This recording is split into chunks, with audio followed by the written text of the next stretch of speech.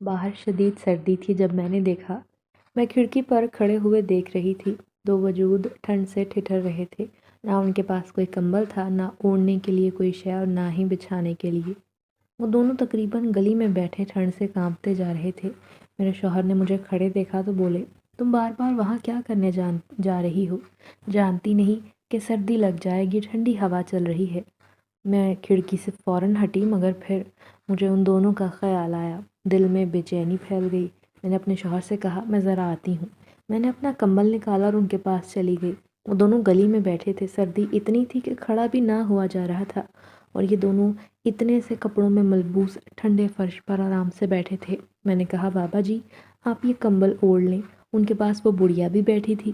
دونوں نے شکر گزار نظروں سے مجھے دیکھا، مگر میں سمجھ گئی تھی کہ اتنی سردی کی شدت میں خالی کمبل سے گزارا نہیں ہوگا۔ انہیں کسی محفوظ کمرے کی ضرورت ہے۔ میں نے گلی میں دائیں بائیں دیکھا، کوئی نہ تھا۔ میں نے کہا، آپ میرے ساتھ آئیے، اور انہیں لے کر میں دوسری منزل پر بنے اپنے گھر میں لے آئی۔ میرے گھر میں ایک اسٹور روم خالی تھا۔ میں نے سوچا انہیں وہاں سونے کی کہہ دیتی ہوں۔ کیا ہوگا اگر اتنی ٹھنڈ میں ہم کسی کی مدد کر دیں؟ وہاں پرانی چارپائی موجود تھی۔ میں نے بستر لگایا، گرم کمبل چارپائی پر بچھا کر انہیں دے دیا۔ وہ خوش ہو کر مجھے بار بار دعائیں دینے لگے۔ میں ان کی دعا پا کر خوش ہوئی اور خاموشی سے اپنے کمرے میں آ گئی۔ میرے شوہر کو اس بات کی خبر نہ تھی، کوئی کتاب پڑھنے میں مصروف تھے۔ سونے لگی تو میرا دل مطمئن تھا کہ چلو کسی کی مدد کر کے میں نے اچھا فیصلہ کیا۔ اگر انہیں یوں ہی سردی میں کانپنے کے لیے چھوڑ دیتی تو پوری رات بے چین رہتی۔ میں بھی آرام سے لحاف میں دوبکر سو گئی۔ صبح شوہر کے اٹھنے سے پہلے اٹھ گئی۔ سوچا تھا کہ انہیں ناشتہ بنا کر دیتی ہوں، نہ جانے وہ دونوں بوڑھا بوڑھی کون ہے۔ جو ہی دیکھنے اسٹور روم میں گئی تو حیران رہ گئی۔ بستر کو تہ لگائی ہوئی تھی اور بستر یوں رکھا تھا جیسے کسی نے استعمال نہ کیا ہو۔ وہ دونوں وہاں سے غائب تھے۔ بھلا مجھے بتائے بغیر یہ کیوں چلے گئے؟ میں نے نیچے جا کر دروازے پر دیکھا۔ دروازے کے اندر سے کنڈی لگی ہوئی تھی۔ اب تک یقین نہیں آ رہا تھا کہ وہ اتنی صبح گھر سے غائب ہو گئے تھے۔ غضب کی سردیوں کے دن تھے، کڑاکے دار ٹھنڈ پڑ رہی تھی۔ اتنی سردی میں باہر جانا آسان نہیں تھا۔ پھر میں اداس ہو گئی۔ انہوں نے ناشتہ بھی نہ کیا اور بغیر بتائے چلے گئے۔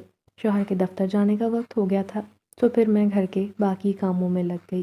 میرا نام سعدیہ ہے۔ میری شادی کو 10-11 سال کا عرصہ ہو چکا ہے، اور یہ اللہ کی رضا ہے کہ اب تک میں نے اولاد کی خوشخبری نہ سنی۔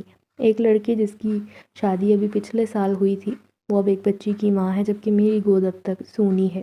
پہلے نچلی منزل پر میری دیورانی رہتی تھی، اس کے 3 بچے ہو گئے۔ اس کی شادی میرے بعد ہوئی تھی۔ میری ساس بھی اسی کے ساتھ رہتی تھی، مگر میری ساس دن میں 10-15 بار مجھے طعنہ دینا نہ بھولتی۔ وہ ہر بار میرے شوہر کو کہتی کہ اگر اولاد نہیں تو دوسری شادی کر لے، یہ بانجھ عورت ہے۔ وہ کھلے عام لوگوں کے سامنے کہنے لگی۔ ان کی باتیں سن کر میں آنسو بہاتی مگر ظاہر نہ کرتی۔ چلو یہ بھی شکر تھا کہ میرا شوہر مجھ سے وفادار تھا۔ وہ مجھ سے کہا کرتا، دنیا کچھ بھی کہتے رہے، میں ہرگز دوسری شادی نہ کروں گا۔ مگر میں سوچتی کہ آخر کب تک؟ کبھی نہ کبھی تو اس کی ماں اسے اس بات پر راضی کر لے گی کہ وہ مجھے چھوڑ کر کسی دوسری عورت کے پاس چلا جائے تاکہ اسے اولاد حاصل ہو۔ میں نے لوگوں کے گھر آنا جانا، ملنا ملانا چھوڑ دیا، کیونکہ جہاں بھی جا کر بیٹھتی لوگ پہلا سوال یہی پوچھتے تھے کہ اب تک بچہ کیوں نہیں؟ ضرور تم میں کوئی کمی ہوگی، اپنے شوہر کو بھی چیک کرواؤ۔ یہی باتیں سن کر میں تھک گئی تھی، تو کہیں آنا جانا ترک کر دیا۔ میری ساس تو اس طاق میں تھی کہ کب میرے شوہر کا دل میری طرف سے کھٹا ہو اور وہ میری دوسری شادی کرا دیں۔ دوسری طرف میری دیورانی اپنی طلاق یافتہ بہن کی شادی میرے شوہر سے کرنا چاہتی تھی۔ اس وجہ سے وہ بھی اس معاملے میں پیش تھیں۔ یوں میں ان دونوں کے پاس زیادہ آیا جایا نہ کرتی، کیونکہ وہ سیدھے منہ مجھ سے بات ہی نہ کرتی تھیں۔ یہ سردیوں کے دن تھے جب میں نے اس بوڑھا بوڑھی کو گلی میں اکیلے ٹھنڈ سے کانپتے دیکھا۔ مجھے ان بزرگوں پر بڑا ترس آیا۔ میں انہیں اسٹور میں رکنے کا کہہ چکی تھی۔ اس بات کا شوہر کو علم نہیں تھا۔ صبح اٹھ کر دیکھا تو وہ غائب تھے۔ میں گھر کے کاموں میں مگن ہو گئی۔ آج میرا ارادہ بازار جانے کا تھا، کیونکہ گھر میں سامان ختم تھا۔ ابھی میں بازار میں گھوم رہی تھی کہ اچانک میری نظر 2 بزرگوں پر پڑی۔ میں انہیں پہچان گئی، یہ تو وہی تھے۔ پھر میں ان کے پاس جا کر بیٹھی اور کہا، آپ دونوں کہاں چلے گئے تھے؟ مجھے بغیر بتایا آپ نے ناشتہ بھی نہیں کیا۔ بزرگ نے کہا، بیٹی ہم تمہیں پریشانی میں نہیں ڈال سکتے تھے، تو چپ چاپ ہم گھر چھوڑ کر آ گئے۔ بڑھیا نے کہا، ہم تو پورا دن سڑک پر بھیک مانگتے ہوئے گزار دیتے ہیں، مگر ہمارے پاس رہنے کو کوئی جگہ نہیں۔ کہیں بھی بیٹھ جاتے ہیں، کبھی کہیں تو کبھی کہیں۔ ان کی بات سن کر مجھے افسوس ہوا۔ میں نے کہا آپ لوگ رات کو ہماری گلی میں آ جایا کریں، میں آپ کو رہنے کے لیے بستر دے دیا کروں گی۔ اتنی شدید سردی ہے، کہیں خدا نہ خواستہ آپ بیمار نہ ہو جائیں۔ وہ دونوں تو جھولی اٹھا کر مجھے دعائیں دینے لگے۔ ان کی دعا سے میرا دل خوش ہو گیا۔ میں گھر آ گئی۔ پھر تو یہ جیسے معمول بن گیا۔ وہ رات کے 11 ساڑھے 11 بجے تک گلی میں آ کر کھڑے ہو جاتے، اور جب میاں جی سو جاتے تو میں چپکے سے انہیں اسٹور میں سونے کے لیے جگہ دے دیا کرتی۔ میں ان سے پوچھنا چاہتی تھی کہ آپ کون ہیں، کہاں سے آئے ہیں، کیونکہ ان کا صاف ستھرا حلیہ یہ ظاہر کرتا تھا، بلکہ بتاتا تھا کہ وہ بھکاری تو ہرگز نہ تھے۔ کہیں ان کی اولاد نے ان کے ساتھ تو یہ ظلم نہیں کیا کہ وہ مانگنے پر مجبور تھے، مگر یہ باتیں پوچھ کر میں ان کا دل نہیں دکھانا چاہتی تھی، سو خاموشی میں بس انہیں سونے کی جگہ دکھا دیا کرتی، اور پھر اگلی صبح وہ میرے اٹھنے سے پہلے غائب ہو جاتے۔ یہ بات میں آج تک نہ سمجھ سکی، کیونکہ دروازے کی کنڈی ویسے ہی بند ہوتی۔ پھر ایک دن میرے شوہر کی چھٹی تھی، وہ گھر پر تھا، جب میری ساس چند لڑکیوں کی تصویریں ہاتھ میں لیے میرے گھر آئیں اور سیدھی میرے شوہر کے پاس گئیں۔ یہ دیکھو، میں نے تمہارے لیے 3-4 رشتے دیکھے ہیں، ابھی بھی لوگ تمہیں اپنی نوجوان کم عمر لڑکیاں دینے کو تیار ہیں۔ آخر اتنا کما کر کیا کرو گے بیٹا، جب تمہاری کھانے والی کوئی اولاد، کوئی وارث نہ ہوگا؟ کیا صرف اس بھینس کو کھلانے کے لیے کماتے جا رہے ہو؟ وہ مجھے ایسے ہی پکارتی تھی۔ میں چپ چاپ کچن میں جا کر کام کرنے لگی، دل ہی دل میں آنسو بہا رہی تھی، کیونکہ جس طرح وہ انہیں قائل کر رہی تھی، مجھے لگتا تھا ایک نہ ایک دن میرا شوہر ان کی بات مان لے گا۔ تو میں اداس ہو گئی۔ آج مجھ سے کھانا پینا نہ کھایا جا رہا تھا۔ پھر رات کو جوں ہی وہ بزرگ عورت اور آدمی گلی میں آئے، میں انہیں اسٹور روم میں لے گئی۔ بوڑھی عورت نے میری شکل دیکھی اور کہا، کیا ہوا بیٹی، اتنی اداس کیوں ہو؟ میری ماں زندہ نہ تھی۔ اس عورت میں مجھے ماں کی پرچھائی نظر آتی تھی۔ میں ان کے سامنے پھوٹ پھوٹ کر رو دی اور کہا، میری شادی کو 10 سال ہو گئے ہیں، مگر اب تک اولاد نہیں۔ میں اپنی زندگی سے خوش نہیں ہوں۔ میں رونے لگی۔ بوڑھی عورت نے کہا، بیٹا اپنا ہاتھ دکھاؤ۔ میں نے حیرانی سے اپنا ہاتھ ان کے آگے کر دیا۔ وہ غور سے میرے ہاتھ کو دیکھتی رہیں اور بولی، ارے تمہارے ہاتھ میں اولاد کی لکیریں ہیں، کیوں اداس ہوتی ہو؟ دیکھنا اللہ تمہیں ضرور اولاد سے نوازے گا۔ ان کی بات نے میرے چہرے پر مسکراہٹ بکھیری۔ میں نے بے یقینی سے انہیں دیکھا۔ وہ بولے، ہاں بالکل، ہم تمہارے لیے خصوصی دعا کریں گے، اللہ تمہیں ایک ساتھ 2 اولاد سے نوازے گا۔ ان کی دعا نے مجھے خوشی دی۔ پھر اس دن میں نے انہیں دودھ گرم کر کے دیا، جو انہوں نے خوشی خوشی پی لیا۔ اگلی صبح اٹھی تو میرے شوہر نے کہا، رات کو تم کہاں غائب تھی؟ بستر پر موجود نہ تھی۔ ان کی بات سن کر میں خوفزدہ ہو گئی، کیونکہ میں سمجھ رہی تھی کہ انہیں نہیں پتہ چلا، مگر وہ جان گیا تھا کہ میں رات کو کہاں تھی۔ میں نے ٹالنے کے لیے کہہ دیا کہ میرے سر میں درد تھا، میں صحن میں واک کر رہی تھی۔ اب مجھے ڈر بھی تھا کہ کہیں کسی رات کو وہ مجھے دیکھ نہ لے کہ میں 2 انجان اجنبی لوگوں کو گھر میں سونے کے لیے جگہ دیتی ہوں۔ پھر دوسری رات جب میں نے کھڑکی سے دیکھا کہ وہ دونوں آج بھی سردی میں ٹھٹر رہے ہیں، مجھے ان پر بڑا رحم آیا، مگر شوہر آج جاگ رہا تھا۔ اسے عادت تھی رات دیر تک کتاب پڑھنے کی۔ میں اس کے سونے کا انتظار کر رہی تھی۔ اتنی سردی میں تو باہر کھڑا بھی نہ ہوا جا رہا تھا، وہ دونوں کیسے گزارا کر رہے ہوں گے۔ پھر جوں ہی میرا شوہر سویا، میں چپکے سے اٹھ کر باہر آئی، انہیں اوپر لے جا کر سلا دیا۔ آج میں ان کے پاس بیٹھ کر باتیں کرنا چاہتی تھی۔ بوڑھی عورت سے کہنے لگی کہ آپ لوگ کہاں سے آئے ہیں؟ آپ اس علاقے کے تو نہیں لگتے، کیا آپ لوگ شروع سے مانگ کر گزارا کرتے ہیں؟ وہ دونوں ایک دوسرے کو دیکھ کر عجیب انداز میں مسکرائے۔ پھر بوڑھا آدمی بولا، نہیں بیٹی، ہم اس دنیا کے باسی نہیں، ہم دوسری دنیا کے لوگ ہیں۔ میں نے ناسمجھی سے کہا، کیا مطلب دوسری دنیا؟ کون سی دنیا؟ بابا جی، وہ مسکرائی اور بولی، ہم جنات ہیں، ہم ہر کسی کو دکھائی نہیں دیتے، تم خاص انسان ہو، جب بھی تو تمہیں نظر آتے ہیں۔ ان کی یہ بات سن کر میرے تو چہرے کا رنگ اڑ گیا۔ میں سوچ بھی نہ سکتی تھی کہ میرے سامنے جنات بیٹھے ہیں، وہ بھی انسانی شکل میں۔ میں نے کہا، نہیں، آپ یقیناً مذاق کر رہے ہیں، ایسا ہو ہی نہیں سکتا، جنات، وہ بھی کسی بھکاری کے روپ میں۔ ان دونوں نے سر ہلا دیا اور بولا، ہاں، ہمیں یہاں ایک خاص مقصد سے بھیجا گیا ہے، ہمارا ایک کام ہے جو تم ہی کر سکتی ہو، جب ہی تو ہم تمہیں صرف نظر آئے ہیں، ورنہ تم سوچ سکتی ہو کہ اس علاقے میں اتنے لوگ کیوں ہیں، ہم انہیں دکھائی کیوں نہیں دیتے، ہم صرف تمہارے پاس کیوں آتے ہیں؟ میرا دل دھک دھک کرنے لگا۔ میں سمجھ نہ پا رہی تھی کہ آخر انہوں نے اپنے کام کے لیے مجھے ہی کیوں چنا ہے۔ دراصل بیٹا، ہم یہاں سے بہت دور پہاڑیوں پر مقیم تھے، وہاں ہمارا قبیلہ آباد ہے، ہمارے سارے قبیلے کے جنات بہت نیک ہیں، انہیں خاص شرف حاصل ہے، کیونکہ آج تک کسی گندگی ناپاکی نے ہمیں نہیں چھوا۔ ہم پاک صاف اور عبادت گزار جنات ہیں۔ جس طرح تم نے ہماری مدد کی اسی طرح تمہیں ایک عورت کی مدد کرنی ہے۔ وہ عورت لاوارث اور تنہا ہے۔ اس کے گھر والوں نے اسے ایک اسٹور میں بند کر رکھا ہے۔ ہم اس گھر میں نہیں جا سکتے کیونکہ وہاں شیطانی طاقتیں ہیں۔ ہم تمہیں بزرگ نظر آتے ہیں مگر حقیقت میں ہم بوڑھے نہیں بلکہ جوان ہیں۔ تم ہمارا اصل روپ دیکھو گی نا تو حیران رہ جاؤ گی۔ ہمارے اندر اتنی طاقت ہے کہ ہم ہر دنیا کی چیز حاصل کر سکتے ہیں۔ ہمارے سردار نے ہمیں اسی مقصد کے لیے انسانی دنیا میں بھیجا تھا، مگر جو ہی ہم بوڑھی عورت کی مدد کرنے اس کے گھر میں داخل ہونے لگے تو ان شیطانی طاقتوں نے ہم پر برا اثر ڈالا، جس کی وجہ سے ہم گھر میں داخل نہ ہو سکے۔ اب تمہیں ہی اس عورت کی مدد کرنی پڑے گی۔ میں نے حیرانی سے کہا کہ آپ لوگوں کا اس عورت سے کیا رشتہ ہے؟ آپ اس کی مدد کیوں کرنا چاہتے ہیں؟ وہ مسکرا کر بولی، تمہارا ہم سے کوئی رشتہ نہیں، مگر پھر بھی تم نے ہماری مدد کی، اسی طرح ہم بھی اس کی مدد کر کے اسی پریشانی مٹانا چاہتے ہیں۔ اگر انسان اپنے آس پاس کے رہنے والوں کا خیال رکھے تو کبھی ہمیں نہ آنا پڑے آپ لوگوں کی مدد کرنے۔ بولو بیٹی، کیا تم ہمارا کام کرو گی؟ میں حیران ہوئی۔ یہ کام کرنا مشکل تھا، لیکن اگر کسی انسان کو میری ضرورت ہے تو مجھے اس کام کرنے میں کوئی پریشانی نہیں۔ میں نے کہا ٹھیک ہے، میں ضرور اس کی مدد کروں گی۔ وہ دونوں خوش ہو گئے اور بولے ٹھیک ہے، ہم تمہیں اس گھر تک پہنچا دیں گے، آگے تمہارا کام ہوگا، مگر یاد رکھنا ہم تمہاری مدد کرنے کے لیے وہاں موجود رہیں گے۔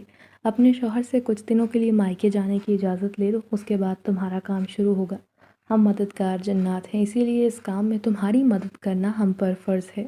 پھر اسی وقت وہ میرے سامنے سے غائب ہو گئے۔ مجھے یقین آ گیا کہ میرے سامنے بیٹھے وہ جنات تھے جو بھکاریوں کا روپ دھار کر میرے سامنے آئے تھے۔ نہ جانے وہ عورت کون تھی، اس عورت کا ان جنات سے کیا رشتہ تھا۔ میں پوری رات اسی الجھن میں گرفتار رہی۔ اگلے دن اپنے شوہر سے مائکے جانے کی اجازت مانگی۔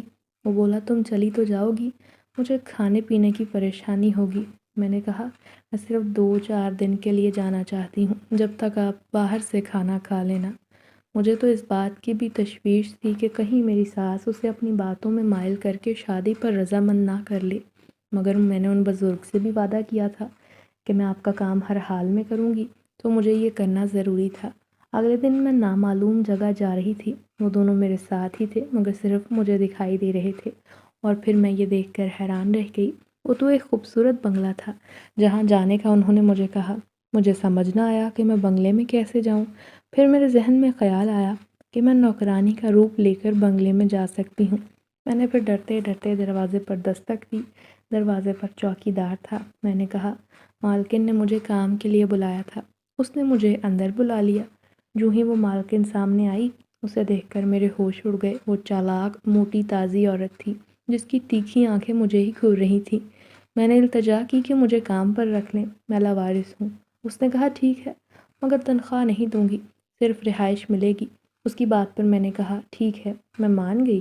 میں نے اپنا حلیہ بالکل غریب عورت والا بنا لیا تھا تاکہ وہ پہچان نہ سکے کہ میں کس وجہ سے اس کے گھر آئی ہوں۔ پھر میں صفائی ستھرائی کے بہانے پورے گھر کا جائزہ لینے لگی۔ کچھ دیر میں مجھے معلوم ہو گیا کہ وہ عورت انتہائی ظالم ہے، کیونکہ میرے سامنے ہی اس نے ایک نوکرانی کو پلیٹ ٹوٹنے پر بہت بری طرح پیٹا تھا۔ پھر وہ بولی جلدی جلدی پورا گھر صاف کر دو، آج شام کو یہاں پارٹی ہے۔ میں صفائی میں لگ گئی۔ میں نے دیکھا شام ہوتے ہی لان کو سجایا جا رہا تھا، مگر وہ بوڑھی عورت جس کے بارے میں بزرگ نے مجھے بتایا تھا وہ مجھے کہیں نظر نہ آئی۔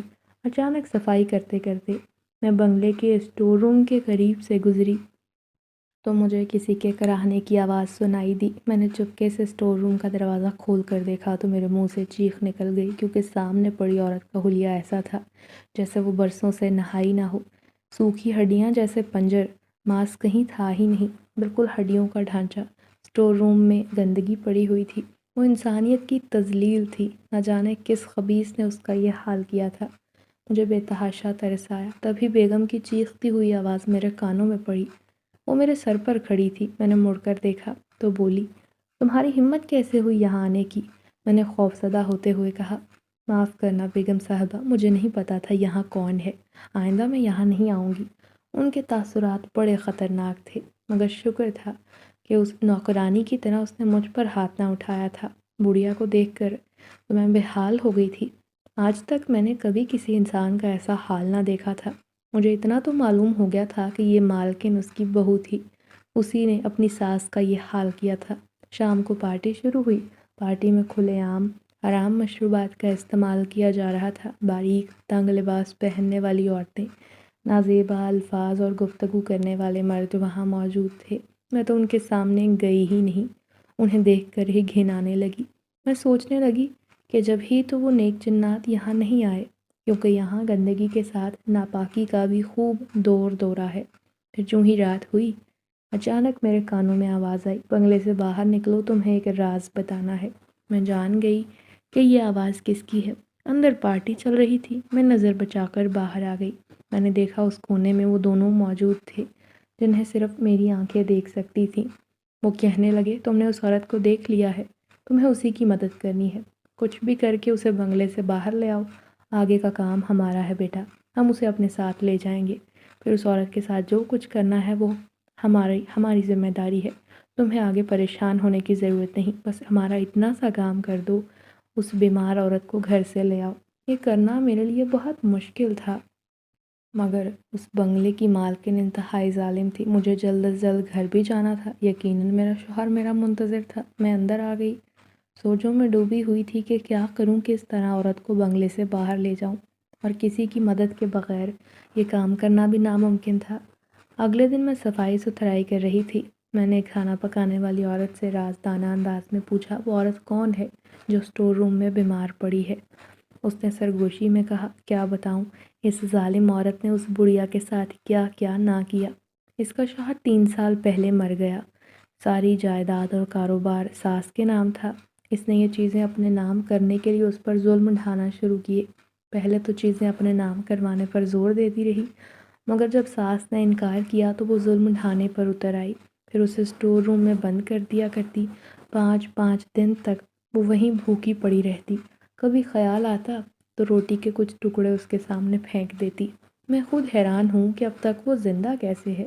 یہ بہت خوبصورت، ہٹی کٹی موٹی عورت تھی، مگر اس ظالم نے اسے بھوکا مار کر اس کا یہ حال کر دیا۔ بزرگ عورت کی دکھ بھری کہانی سن کر میری آنکھ میں آنسو آ گئے۔ میں سوچ بھی نہ سکتی تھی کہ انسانیت کی اس قدر تذلیل ہو سکتی ہے۔ کوئی دولت کے لالچ میں اس قدر ظالم کیسے بن سکتا ہے؟ پھر دل ہی دل میں سوچا کہ ان جنات سے کہوں گی اس ظالم عورت کا وہ حشر کریں کہ اس کی روح بھی کانپ جائے۔ پھر میں نے دھیرے دھیرے اس کھانا پکانے والی عورت کو اپنے ساتھ ملا لیا۔ میں نے سمجھایا، تمہیں بس میرا ایک کام کرنا ہے، کسی طرح میری مدد کرو اور اسے رات کے دوسرے پہر گھر سے نکال دینا، اس کے بعد آگے کا کام میرا ہے۔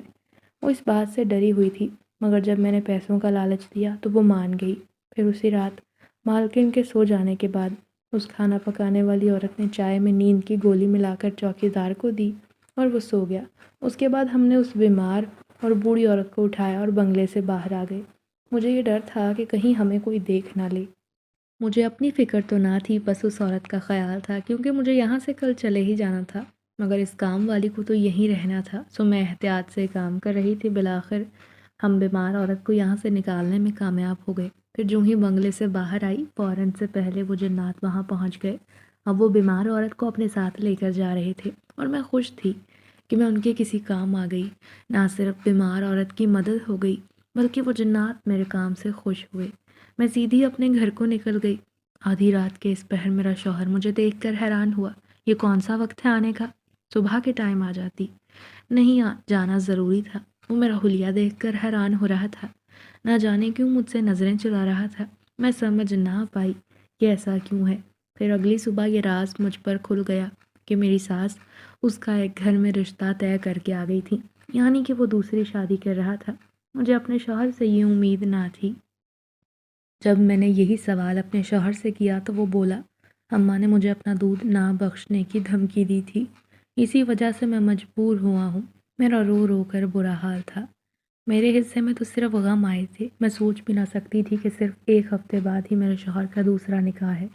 جی چاہا بھی اور اسی وقت گھر چھوڑ کر چلی جاؤں، مگر جو ہی گھر چھوڑنے کا خیال آتا تو احساس ہوتا کہ اپنا آشیانہ چھوڑنا اتنا آسان نہ تھا۔ اس دن آدھی رات کو گھٹنوں میں منہ چھپائے رو رو کر بے حال ہوئی جا رہی تھی۔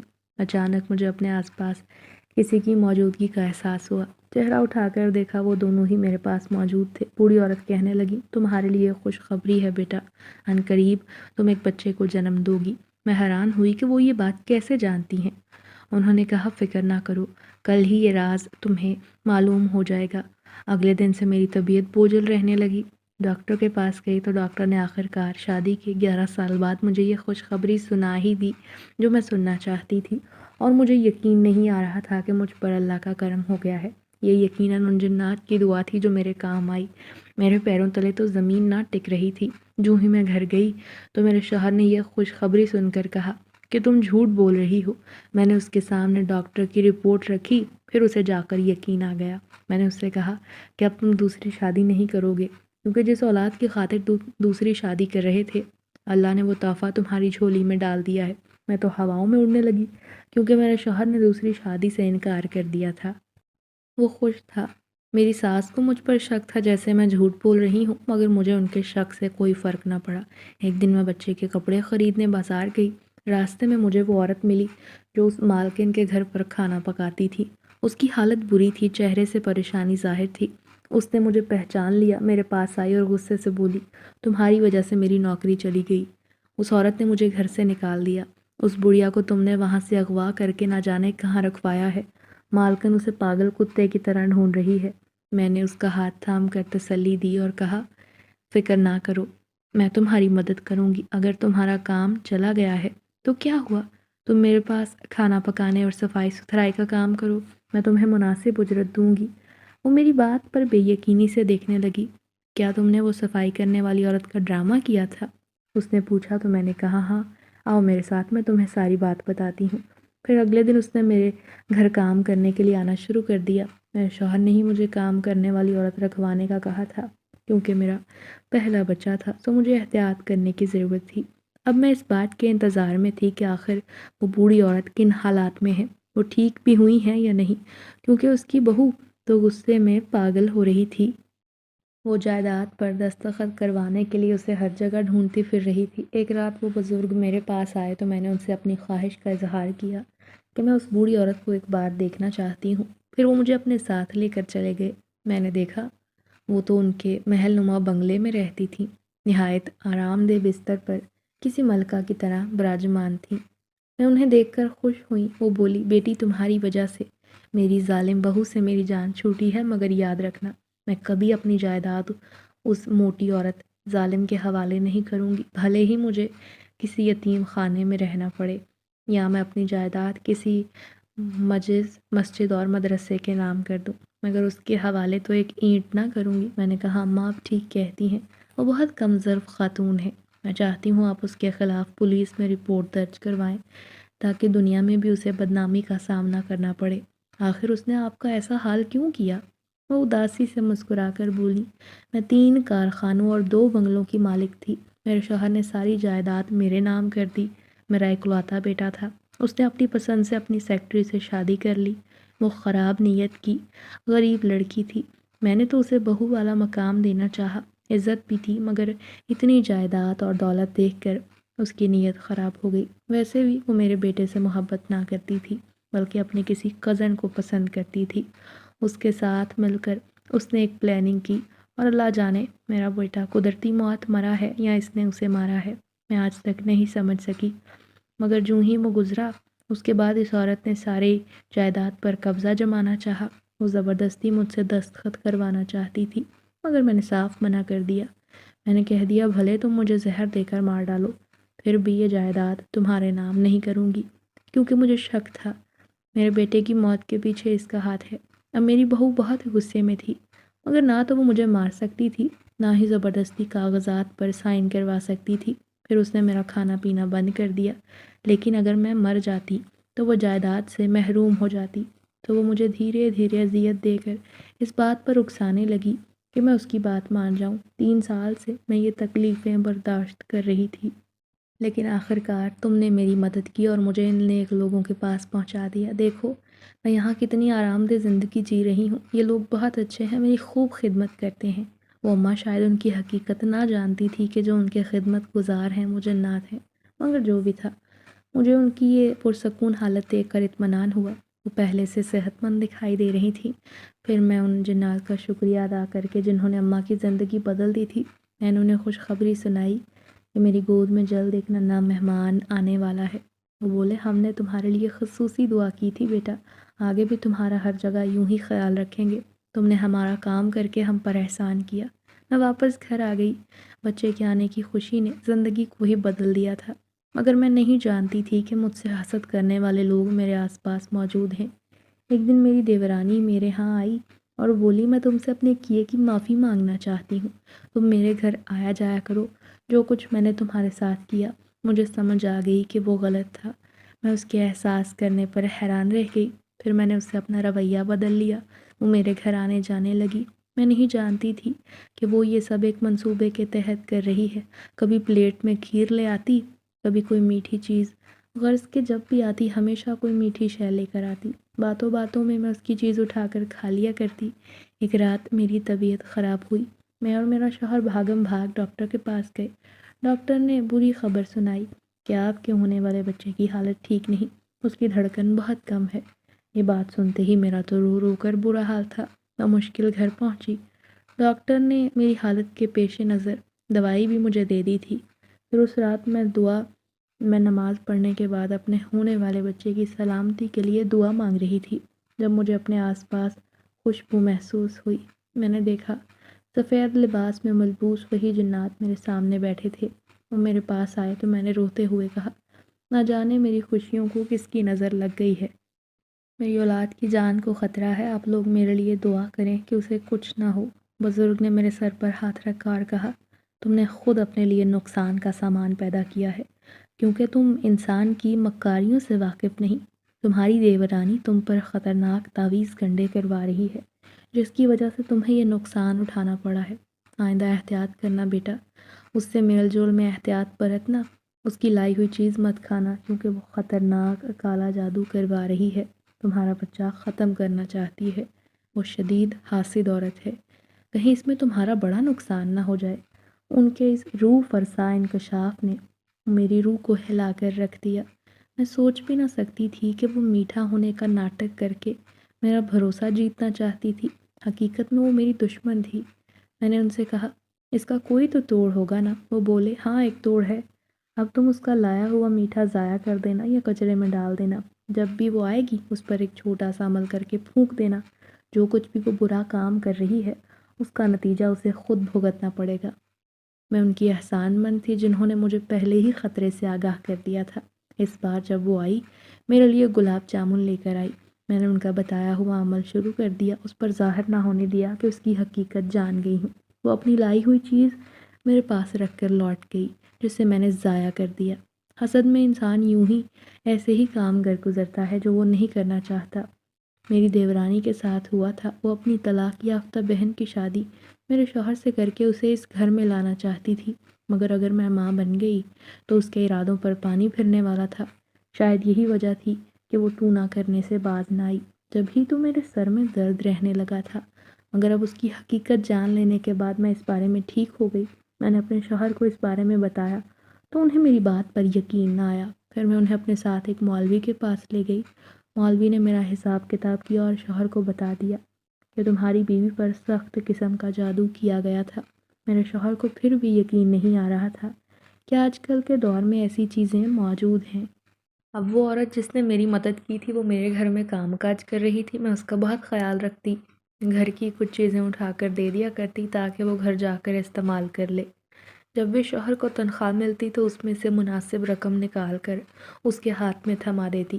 ایک دن وہ میرے پاس آئی اور بولی، پتہ ہے باجی آپ کو کیا ہوا؟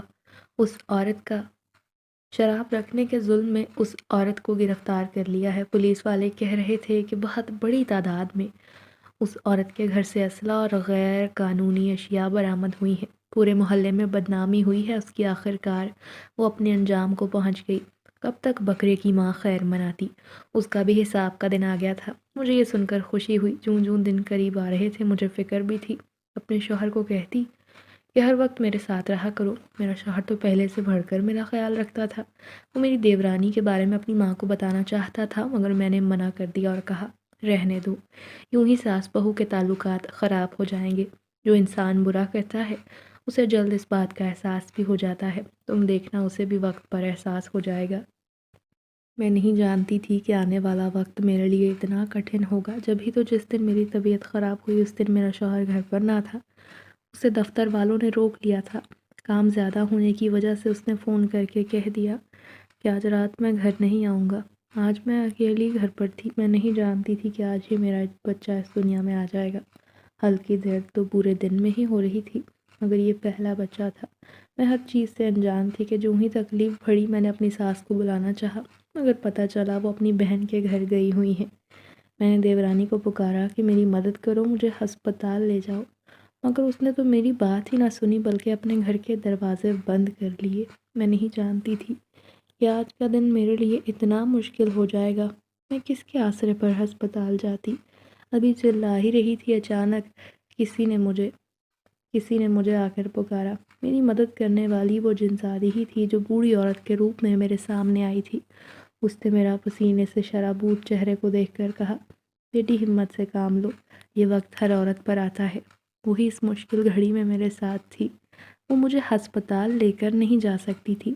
انہوں نے کہا ہمت کرو اور گھر میں ہی بچہ پیدا کر دو، تمہیں کچھ نہیں ہوگا۔ میں بہت ڈری ہوئی تھی، مگر پھر ان کی ہمت اور مدد پا کر میں خود کو مضبوط سمجھنے لگی۔ بالآخر میرا بچہ اس دنیا میں آ گیا۔ مجھے یقین نہیں آ رہا تھا کہ میری اولاد اس دنیا میں آ گئی ہے۔ یہ میری پہلی اولاد تھی، میری خوشیوں کا کوئی ٹھکانہ نہ تھا۔ میں بار بار شکر گزار نظروں سے اس جنزادی کو دیکھتی جہاں انسان میرے آس پاس موجود ہی نہ تھے، بلکہ ہوتے ہوئے بھی میرے قریب نہ آئے تھے۔ وہاں اس دوسری مخلوق نے اس مشکل گھڑی میں میری مدد کر کے میری ذات پر اتنا بڑا احسان کر دیا تھا۔ پھر جو ہی قریب کے گھروں میں بچے کے رونے کی آواز گئی، پڑوس کی عورتیں دوڑی چلی آئیں۔ انہیں دیکھ کر وہ جنزادی غائب ہو گئی۔ ساری عورتیں توبہ توبہ کرنے لگی کہ دیکھو تو صحیح، بیچاری اکیلی عورت نے بچہ پیدا کر لیا۔ اس کی دیورانی نیچے ہی تو رہتی ہے، مگر اس کی مدد نہ کر رہی تھی۔ عورتیں نفرت سے اس کا ذکر کر رہی تھیں، جبکہ میں اپنے بچے کو دیکھ کر خوش ہوئے چلے جا رہی تھی۔ پھر اگلی صبح میرا شوہر دوڑا دوڑا چلا آیا، اسے نہ جانے کس نے خبر کر دی تھی۔ وہ مجھ سے معافی مانگنے لگا کہ مشکل کی اس گھڑی میں میں تمہارے ساتھ نہیں تھا، مگر میں نے اسے معاف کر دیا کہ میں اپنی خوشیوں میں زہر نہیں گھولنا چاہتی تھی۔ اس گھڑی کو یاد کر کے جب میں خود کو بالکل اکیلا تصور کر رہی تھی، وہ تو شکر تھا کہ ان نیک جنات نے میری مدد کر کے نہ صرف میری جان بچائی بلکہ میری مدد بھی کی۔ میں اپنے بچے کو پا کر سرخرو تھی، پرسکون تھی، زندگی حسین ہو گئی تھی۔ ایک دن وہ جنات میرے پاس آئے اور بولے، وہ بوڑھی عورت واپس اس دنیا میں آنا چاہتی ہے، اگر تم اسے اپنے پاس رکھ لو تو ہم خوشی سے اسے تمہارے پاس چھوڑ جائیں گے۔ میں اسے اپنے پاس رکھنے کی حامی بھر چکی تھی، بھلا مجھے کیا اعتراض ہو سکتا تھا۔ وہ بوڑھی عورت میرے پاس رہنے لگی، میں گھر کا کام کاج کرتی تو وہ میرے بچے کا خیال رکھنے لگی۔ میں سوچنے لگی کہ کتنی بدبخت عورت تھی جس نے بزرگ کو کوڑے کچرے کی طرح اسٹور میں پھینک دیا۔ اچھا ہے، ایسی ظالم عورتوں کا ایسا ہی انجام ہونا چاہیے۔ پھر ایک دن ایک بہت بڑا وکیل ہمارے گھر آیا۔ میرا شوہر اور میں اسے دیکھ کر حیران تھے کیونکہ ہم اسے نہیں جانتے تھے۔ وہ بوڑھی عورت مسکرائی اور بولی، میں نے ہی اس وکیل کو بلایا ہے۔ دراصل میری بہت سی جائیداد ہیں، میں نہیں جانتی کب میرا بلاوا آ جائے، اسی لیے مرنے سے پہلے اپنی ساری جائیداد ایک مدرسے کے نام کرنا چاہتی ہوں، مگر اس سے پہلے میں وکیل سے کچھ کہنا چاہوں گی۔ وکیل صاحب، میرے حصے کی آدھی جائیداد میں اس لڑکی کے نام کرنا چاہتی ہوں۔ انہوں نے میری طرف اشارہ کیا۔ میں نے کہا، نہیں اماں جی، یہ آپ کیسی باتیں کر رہے ہیں، بھلا آپ کی دولت پر میرا کیا حق ہے؟ وہ بولی، نہیں بیٹی، تم نے ہی تو برے وقت میں میری مدد کی جب مجھے مدد کی ضرورت تھی، تو میں نے یہ فیصلہ کیا ہے کہ میں اپنے حصے کی آدھی جائیداد تمہیں دوں گی تاکہ تمہیں زندگی میں تکلیف نہ اٹھانی پڑے۔ میں اور میرا شوہر اس قسمت کے بدلنے پر حیران تھے۔ بوڑھی عورت نے آدھی جائیداد ایک ادارے کو دے دی اور آدھی ہمارے نام کر دی۔ پھر ہم اپنا یہ گھر چھوڑ کر ایک اچھے مکان میں جا بسے۔ میں سوچ بھی نہ سکتی تھی کہ جس بنگلے میں میں ایک نوکرانی کی حیثیت سے آئی تھی، آج میں اس کی مالکن بن گئی تھی۔ میں نے پوری شان سے بوڑھی عورت کو اس کے گھر کا وارث بنا دیا تھا۔ ظاہر ہے یہ اس کا گھر تھا اور اپنی پوری جائیداد کی وہ اکیلی وارث تھی۔ یہ ان کا احسان تھا کہ انہوں نے بغیر کسی رشتے کے اپنی دولت میں سے آدھا حصہ میرے نام لگا دیا۔ پھر ایک دن میں نے اماں سے کہا، آخر جنات نے آپ کی مدد کیوں کی؟ کیا وہ آپ کو پہلے سے جانتے تھے؟ وہ مسکرا کر بولی، ہاں میرا شوہر بہت نیک عامل تھا، اس نے کئی جنات کے ساتھ تعلقات بنا رکھے تھے، مجھے بھی ان سے ملنے کا شوق تھا۔ ایک دن میں نے اپنی خواہش کا اظہار کیا تو وہ میرے سامنے آئے تھے۔ میں انہیں دیکھ کر حیران ہوئی کہ یہ تو بالکل بھی ڈراؤنے نہیں، ورنہ جنات کے بارے میں تو میرا تخیل تھا وہ حقیقت میں خوفناک ہوتے ہوں گے۔ میرے شوہر کا تو انتقال ہو گیا، مگر اس کے بعد میں نہیں جانتی انہیں میرے بارے میں کیسے پتہ چلا، پھر انہوں نے میری مدد کرنے کے لیے تمہیں اس بنگلے میں بھیج دیا۔ بہت دن تک انہوں نے مجھے اپنے محل میں رکھا، میری خدمت کی، میرا خیال رکھا۔ پھر مجھے یہاں کی یاد ستائی تو میں نے واپس جانے کا کہہ دیا۔ بس بیٹی، میں تم سے کہنا چاہتی ہوں، جب بھی مر جاؤں تو مجھے میرے شوہر کے برابر میں دفن کرنا۔ ان کی بات سنتے ہی میں نے انہیں گلے سے لگا لیا، کیونکہ میں ہرگز نہیں چاہتی تھی یہ بزرگ خاتون کبھی مجھ سے جدا ہوں۔ میں بالکل انہیں اپنی ماں سمجھنے لگی تھی۔ اب وہ میرے ساتھ اسی بنگلے میں رہتی ہیں، میرے بچے کا خیال وہ مجھ سے کہیں زیادہ رکھتی ہیں۔ اپنے بچے کو دیکھ کر میں دن رات اللہ کا شکر ادا کرتی ہوں۔ اتنے سالوں کے صبر کے بعد اور تکلیفیں برداشت کرنے کے بعد آخرکار میں بھی ماں کے عہدے پر فائز ہو ہی چکی تھی، جو کہ بلا شبہ نہایت حسین عہدہ ہے۔